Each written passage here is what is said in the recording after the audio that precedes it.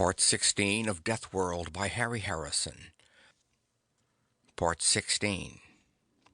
It made no sense. Jason tried to reconcile the modern machine with the barbarian and couldn't. Who was he calling? The existence of one communicator meant there was at least another. Was Reese a person or a thing? With a mental effort he grabbed hold of his thoughts and braked them to a stop. There was something new here, factors he hadn't counted on. He kept reassuring himself there was an explanation for everything once you had your facts straight. Jason closed his eyes, shutting out the gleaming rays of the sun where it cut through the treetops, and reconsidered his facts.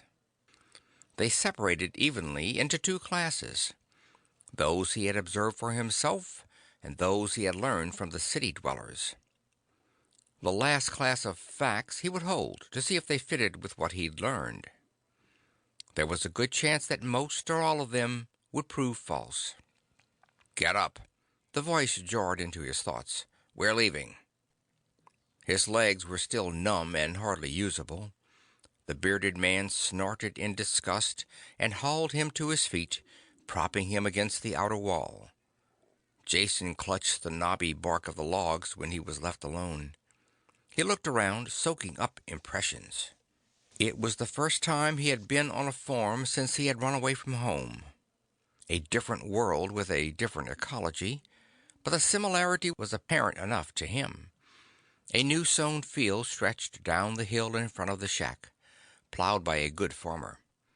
Even well-cast furrows that followed the contour of the slope. Another larger log building was next to this one, probably a barn. There was a snuffling sound behind him, and Jason turned quickly and froze.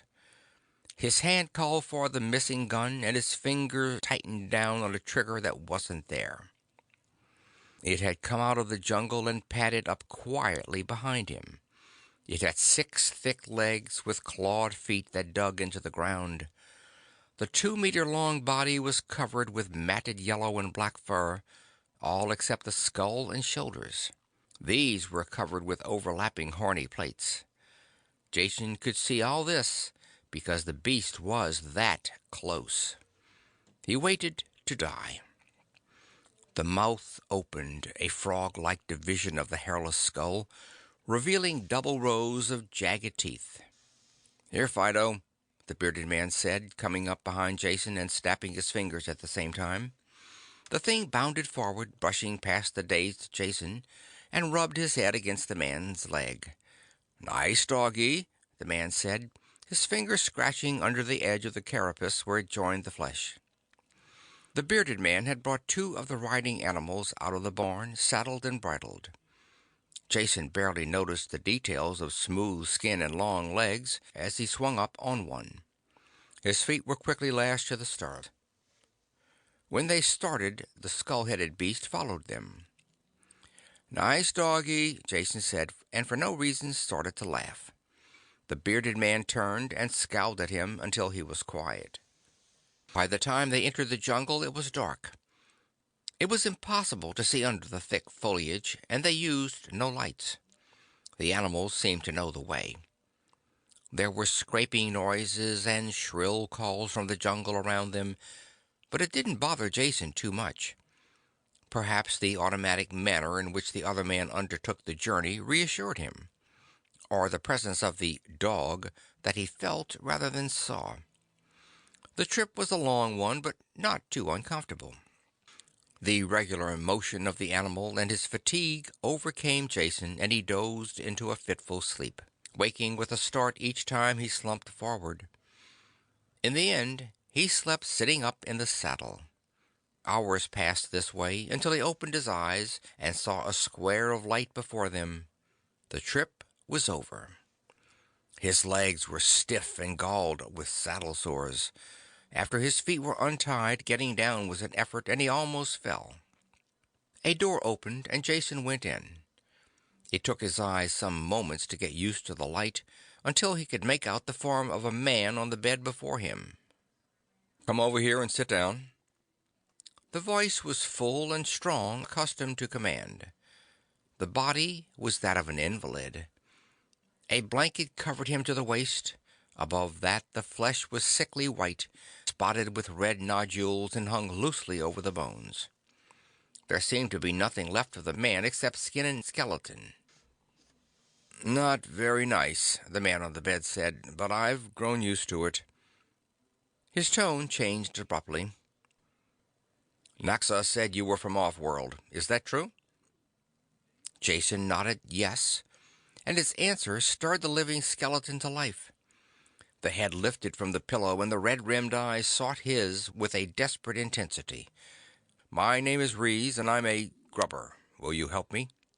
Jason wondered at the intensity of Rees's question, all out of proportion to the simple content of its meaning. Yet he could see no reason to give anything other than the first and obvious answer that sprang to his lips. "Of course I'll help you in whatever way I can, as long as it involves no injury to anyone else. What do you want?" The sick man's head had fallen back limply, exhausted, as Jason talked, but the fire still burned in his eyes. "Feel assured, I want to injure no others," Reese said. "Quite the opposite. As you can see, I am suffering from a disease that our remedies will not stop. Within a few more days I will be dead. Now, I have seen the city people using a device they press over a wound or an animal bite. Do you have one of these machines?" "That sounds like a description of the medikit." Jason touched the button at his waist that dropped the medikit into his hand. "I have mine here. It analyzes and treats most—" "Would you use it on me?" Reese broke in, his voice suddenly urgent. "I'm sorry," Jason said. "I should have realized." He stepped forward and pressed the machine over one of the inflamed areas on Reese's chest. The operation light came on and the thin shaft of the analyzer probe slid down. When it withdrew, the device hummed, then clicked 3 times as 3 separate hypodermic needles lanced into the skin. Then the light went out. "Is that all?" Reese said as he watched Jason stow the medikit back in his belt. Jason nodded, then looked up and noticed the wet marks of tears on the sick man's face. Reese became aware at the same time and brushed at them angrily. "When a man is sick," he growled, "the body and all its senses become traitor. I don't think I've cried since I was a child. But you must realize it's not myself I'm crying for. It's the untold thousands of my people who have died for lack of that little device you treat so casually. Surely you have medicines, doctors of your own." "Herb doctors and witch doctors," Reese said, consigning them all to oblivion with a chop of his hand. "The few hard-working and honest men are hampered by the fact that the faith healers can usually cure better than their strongest potion." The talking had tired Reese. He stopped suddenly and closed his eyes. On his chest, the inflamed areas were already losing their angry color as the injections took effect. Jason glanced around the room, looking for clues to the mystery of these people. Floor and walls were made of wood lengths fitted together, free of paint or decoration. They looked simple and crude, fit only for the savages he had expected to meet. Or were they crude? The wood had a sweeping, flame-like grain. When he bent close, he saw that wax had been rubbed over the wood to bring out this pattern. Was this the act of savages, or of artistic men seeking to make the most of simple materials? The final effect was far superior to the drab paint and riveted steel rooms of the city-dwelling Pyrrians. Wasn't it true that both ends of the artistic scale were dominated by simplicity? The untutored aborigine made a simple expression of a clear idea and created beauty. At the other extreme, the sophisticated critic rejected over-elaboration and decoration and sought the truthful clarity of uncluttered art. At which end of the scale was he looking now? These men were savages, he had been told that. They dressed in furs and spoke a slurred and broken language, at least Naxa did. Reese admitted he preferred faith healers to doctors, But if all this were true, where did the communicator fit into the picture, or the glowing ceiling that illuminated the room with a soft light? Reese opened his eyes and stared at Jason as if seeing him for the first time. "Who are you?" he asked. "And what are you doing here?" There was a cold menace in his words, and Jason wondered why. The city Pyrrans hated the grubbers, and without a doubt the feeling was mutual. Naxa's axe had proved that. Naxa had entered silently while they talked, and stood with his fingers touching the haft of this same axe. Jason knew his life was in jeopardy until he gave an answer that satisfied these men. He couldn't tell the truth. If they once suspected he was spying among them to aid the city people, it would be the end. Nevertheless, he had to be free to talk about the survival problem. The answer hit him as soon as he had stated the problem. All this had only taken an instant to consider, as he turned back to face the invalid, and he answered at once, trying to keep his voice normal and unconcerned. "I'm Jason dinAlt, an ecologist, so you see I have the best reasons in the universe for visiting this planet." "What is an ecologist?" Reese broke in. There was nothing in his voice to indicate whether he meant the question seriously or as a trap. All traces of the ease of their earlier conversation were gone. His voice had the deadliness of a stingwing's poison. Jason chose his words carefully. "Simply stated, it is that branch of biology that considers the relations between organisms and their environment. How climatic and other factors affect the life forms, and how the life forms in turn affect each other and the environment." That much Jason knew was true, but he really knew very little more about the subject, so he moved on quickly. "I heard reports of this planet and finally came here to study it firsthand. I did what work I could in the shelter of the city, but it wasn't enough. The people there think I'm crazy, but they finally agreed to let me make a trip out here." "What arrangements have been made for your return?" Naxa snapped. "None," Jason told him. "They seemed quite sure that I would be killed instantly and had no hope of me coming back. In fact, they refused to let me go and I had to break away." The answer seemed to satisfy Reese, and his face crackled into a mirthless smile. "They would think that.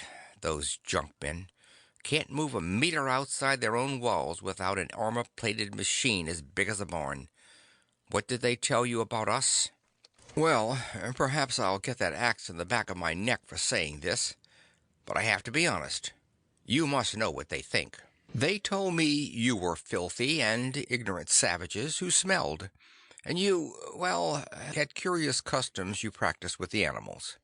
In exchange for food, they traded you beads and knives." Both Pyrrans broke into a convulsion of laughter at this. Reese stopped soon, from weakness, but Naxa laughed himself into a coughing fit and had to splash water over his head from a gourd jug. "That I believe well enough," Reese said. "It sounds like the stupidity they would talk. Those people know nothing of the world they live in. I hope the rest of what you said is true, but even if it is not, you are welcome here. You are from off-world, that I know. No junkman would have lifted a finger to save my life.